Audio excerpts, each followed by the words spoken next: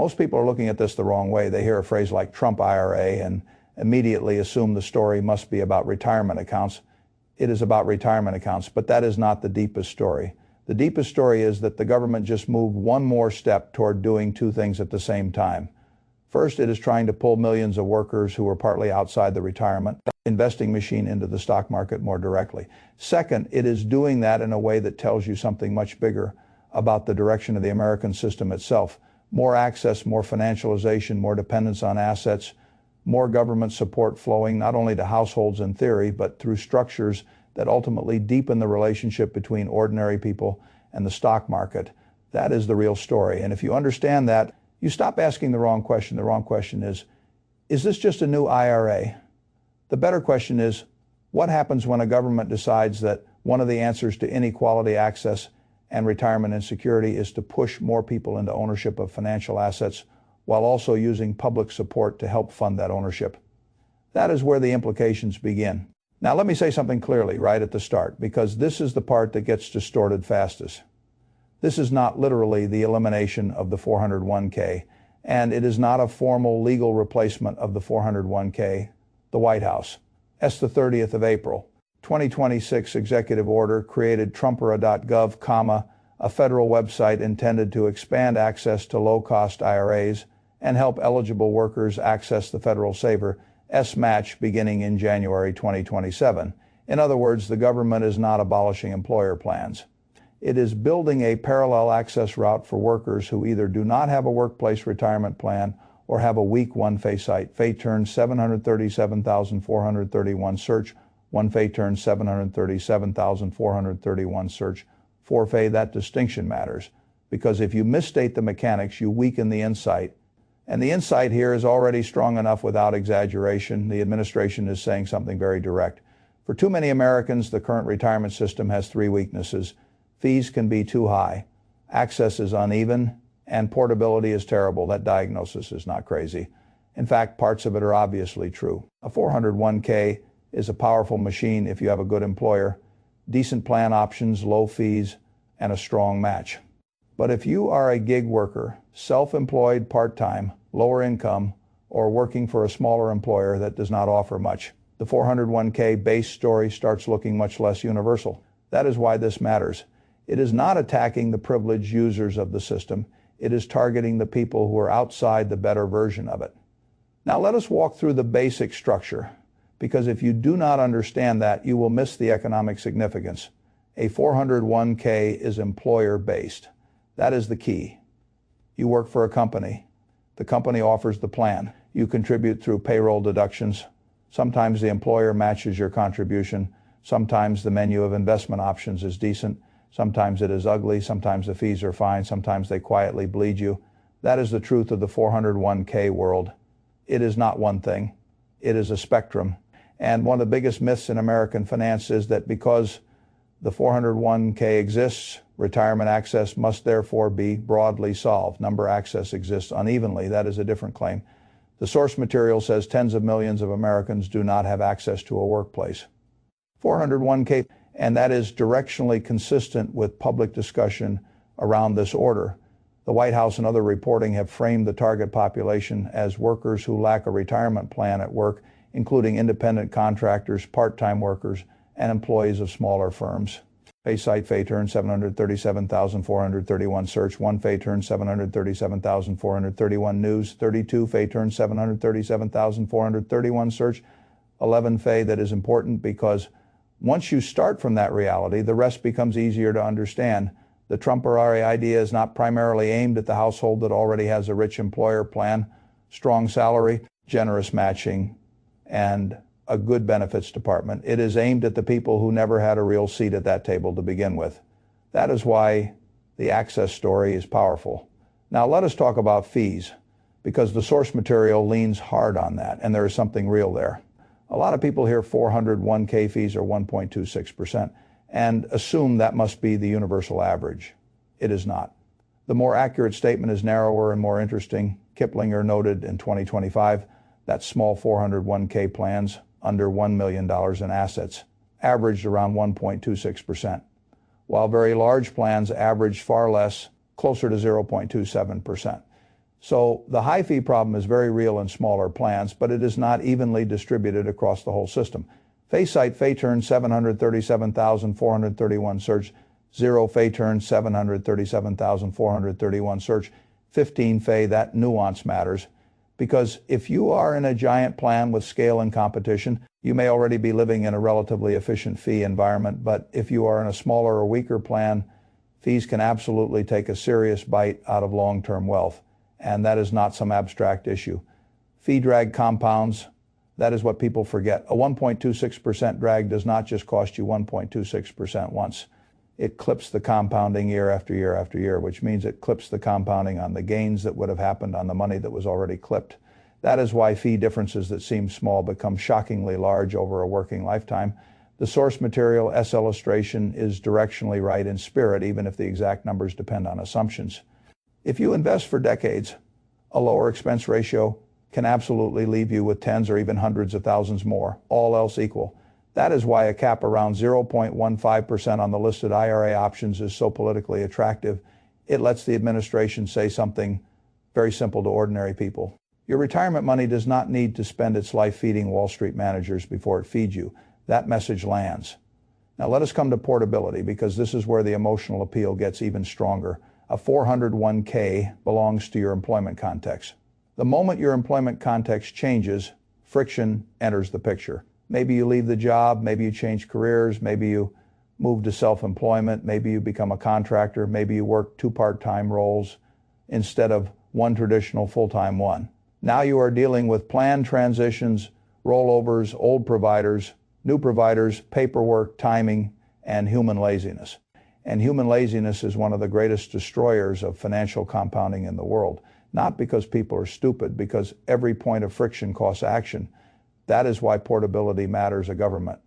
Linked marketplace for IRAs is emotionally cleaner, because it says your retirement account does not disappear when your employer changes. That is a powerful proposition, not glamorous practical, and practical usually wins when the target audience has spent years living with a system designed around institutional convenience more than human continuity. Now let us talk about the government match, because this is where the story becomes much more economically interesting than the average retirement explainer is willing to admit. The Trump IRA plan does not simply say, here is a new account type. The executive order links the platform to the federal saver S-Match, which is already part of law, and reporting around the rollout says lower and moderate income workers can receive up to $1,000 a year in federal matching contributions once the system begins in 2027. Reporting and official descriptions also make clear that full eligibility is based on lower income thresholds, with the match phasing down as income rises. Fay-site Fay-turn 737,431 search, 1 Fay-turn 737,431 search, 4 Fay-turn 737,431 news, 32 Fay-turn 737,431 search, 11 Fay. That is a massive change in emotional framing, because the ordinary worker without a 401k match has spent decades watching a certain kind of employee receive one of the most beautiful gifts in personal finance: employer-funded compounding. You put in money, someone else adds money. Your account starts life with a tailwind. That is wonderful if you have it. It is quietly infuriating if you never did. Now the government is effectively saying, for some lower income workers, we will become the match. Do you understand how significant that is? That is not just retirement reform. That is the government stepping directly into the position of the missing employer incentive. And once that happens, the entire meaning of retirement access changes, because access is no longer only a question of whether your boss offered the right plan. It becomes a question of whether the state chooses to subsidize your participation in the market directly. That is the first major structural shift.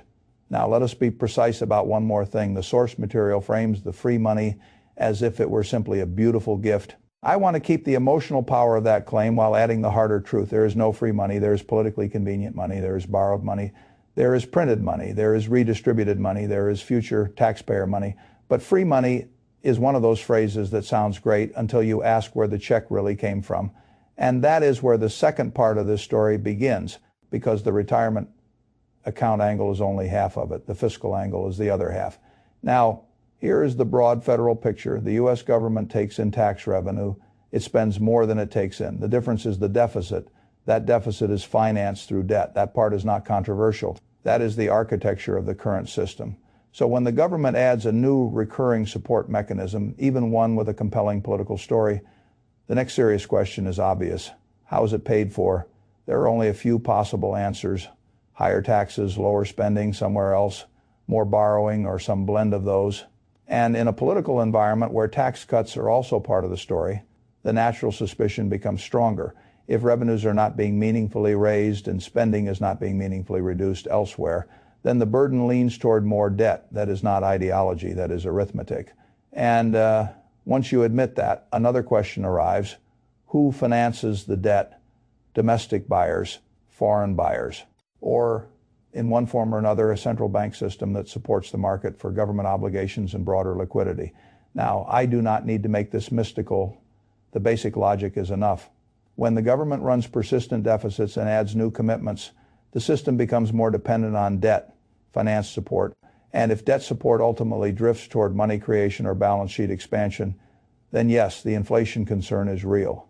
You can print dollars, you cannot print wealth. That is one of the oldest truths in finance.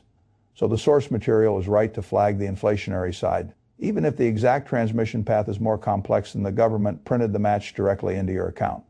The broader point stands more state-backed financial support inside an already debt-heavy system adds to the long-term inflation conversation that matters, because now we arrive at the most important tension in the whole story.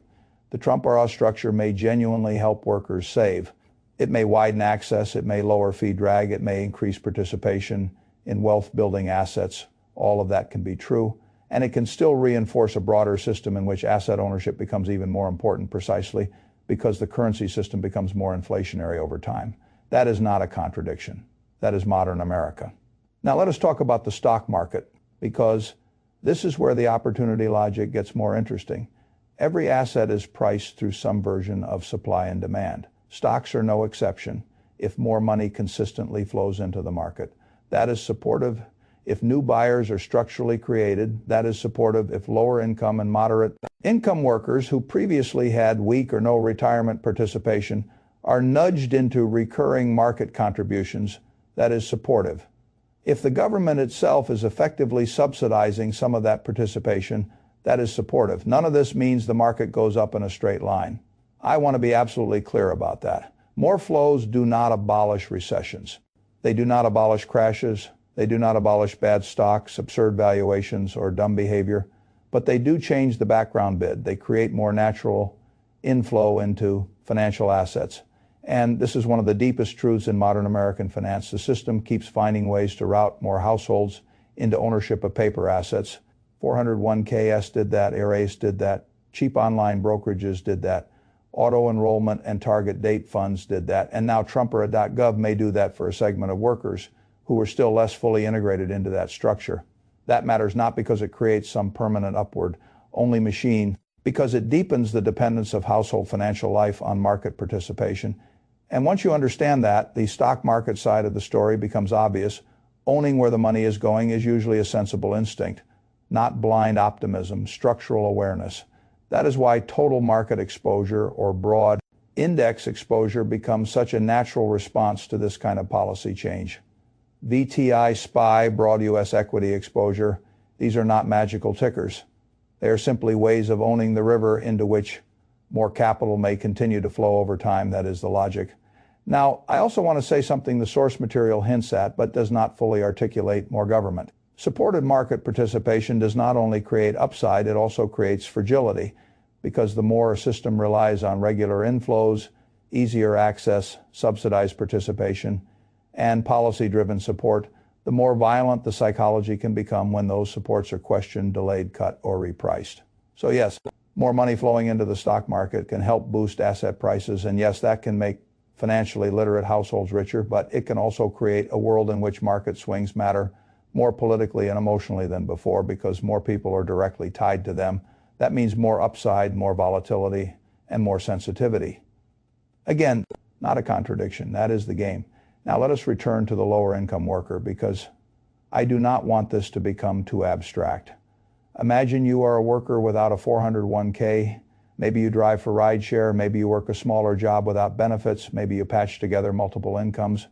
Maybe you never had access to an employer match.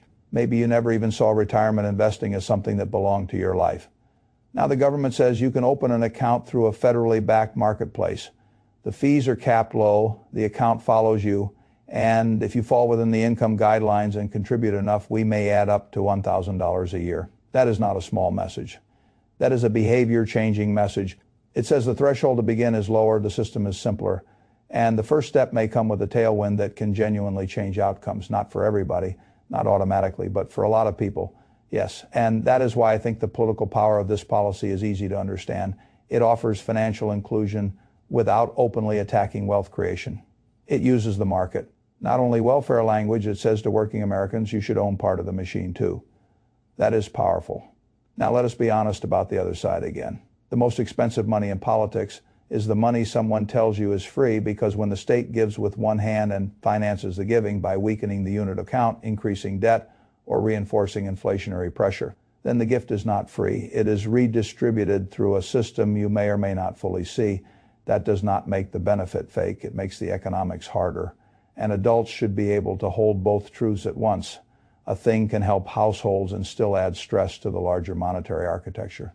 That is exactly the sort of double-edged policy modern governments specialize in.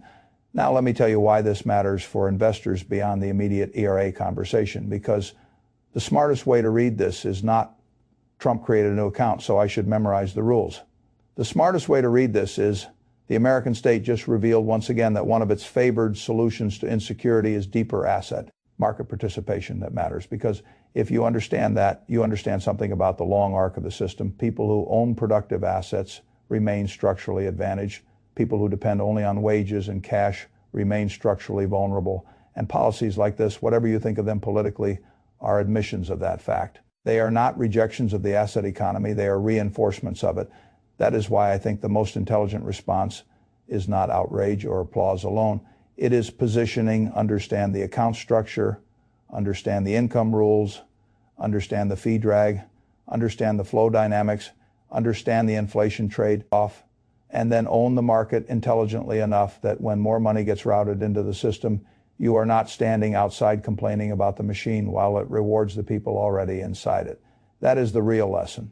The Trump IRA is not just about retirement. It is about access, incentives, deficits, inflation, and one more step in America as long march toward turning ordinary workers into reluctant but necessary participants in the asset economy. If you understand that, then you understand the policy. And if you understand the policy, you are already thinking one layer deeper than most people who are only arguing about the headline.